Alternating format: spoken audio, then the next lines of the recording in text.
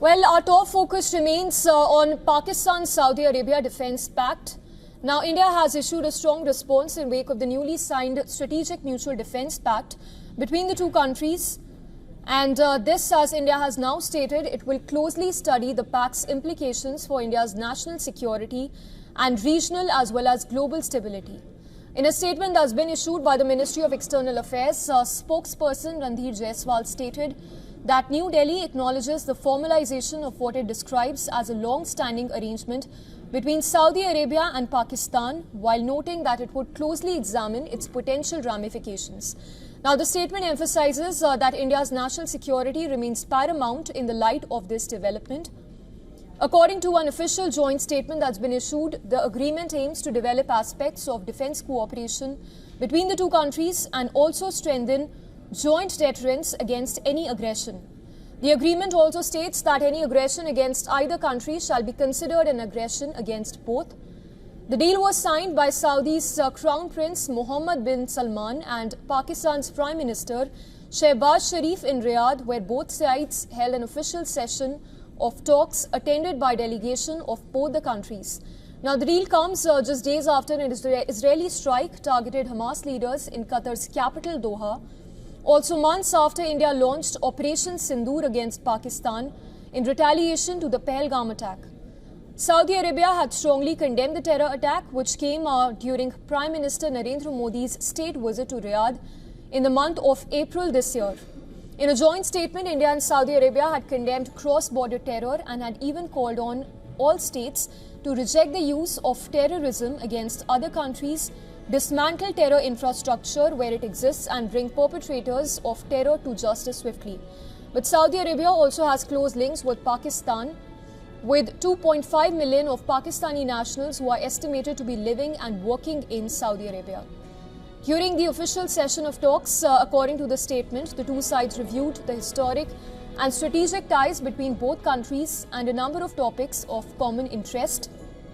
In fact, a senior Saudi official who spoke in condition of anonymity acknowledged the need to balance relations with Pakistan and India.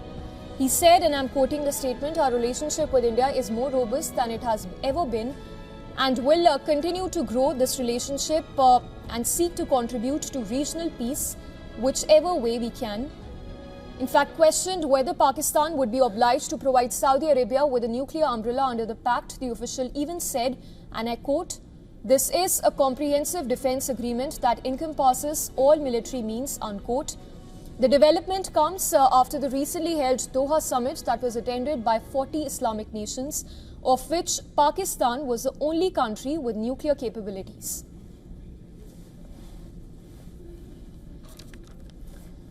And joining us on the broadcast is Captain Alok Bansal. He is Director of India Foundation. He is also Executive Director of South Asian Institute for Strategic Affairs.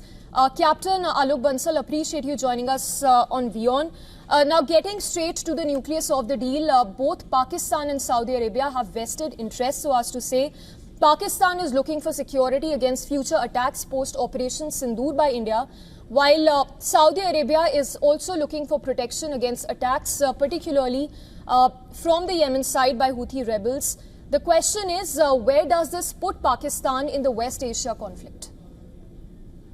See, firstly, this shows very clearly that the Saudi Arabia and many Arab countries now do not trust US to provide them with foolproof security. Because after Israeli attack on Doha, I think question marks have been raised whether US can be relied upon to provide them security.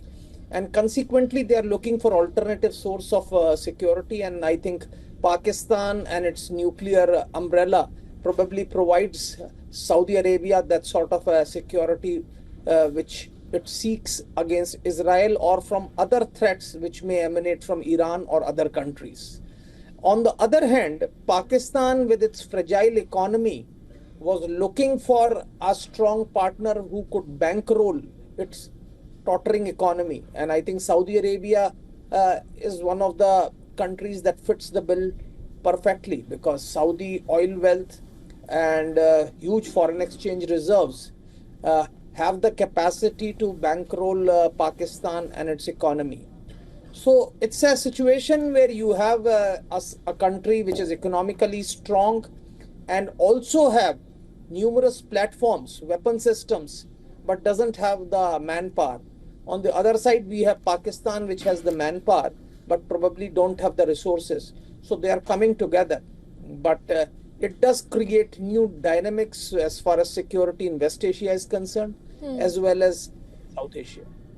Yes, Captain Alok Bansal, second question in two parts. One is how will the Defence Pact impact India's diplomacy with Saudi Arabia? And the second question being also if you can talk to us about Saudi Arabia's nuclear energy goals, given that it has invested heavily in Pakistan's nuclear projects and aims to develop a civil nuclear industry. What are your thoughts when it comes to Saudi Arabia's nuclear energy goals? See, firstly, I think there is a apprehension that with this sort of effect, maybe Saudis may want some nuclear technology from Pakistan, which could probably take Saudi Arabia towards weaponization, because Saudi Arabia has often indicated that if Iran acquires a weapon, they would go for it. So that's one feasibility. Saudi Arabia has been moving away from fossil fuels. They have actually gone in a big way for solar energy, and now this will probably accelerate their move towards nuclear energy. But as far as India-Saudi diplomacy is concerned, now this could have a serious impact, and that's why India's Ministry of External Affairs has said that they would like to study. Yes. Because please understand, this sort of a pact, as has been communicated, pits Saudi Arabia against India in case of a future conflict between India and Pakistan. Now that's going to be a very serious issue, that because it's a collective security agreement that creates a problem. That attack on one is an attack on both. So if a Houthi attacks on Saudi Arabia, Pakistan will come to the aid of Saudi Arabia. That's okay. If Israel attacks Saudi Arabia, Pakistan will come and try and defend Saudi Arabia. That's also okay. But when India and Pakistan gets into a skirmish or a conflict like the one which we saw during Op Sindhu, that means it also brings Saudi Arabia against India, to which may have a very, very serious adversarial impact on India-Saudi relations. Yes, Captain Bansal, that of course remains to be seen, but needless to say, it was a very measured and calculated response on part of the Indian government. Just last question before we let you go. Do you think the recent Israeli attack on Qatar was also one of the factors that point to non-reliance on the US as a strategic partner against Israeli aggression? In your view, do you think this is also a big message of sorts to the US that Saudi Arabia is looking to diversify its security alliances? See, there is no doubt that this action to a very large part has been driven by Israeli attack on Doha. And this also shows that the global community at large does not trust US under Trump to provide them security. And what we are seeing happening in Saudi Arabia could become the trigger for many other countries. In fact, I'm sure even European countries, if they had the wherewithal, would want to strengthen their own security and take on their own security rather than relying on the United States to provide them security. So this, to my mind, is probably just a beginning, and we might see an exodus if things don't improve substantially. Yes, definitely complex geopolitical scenario there.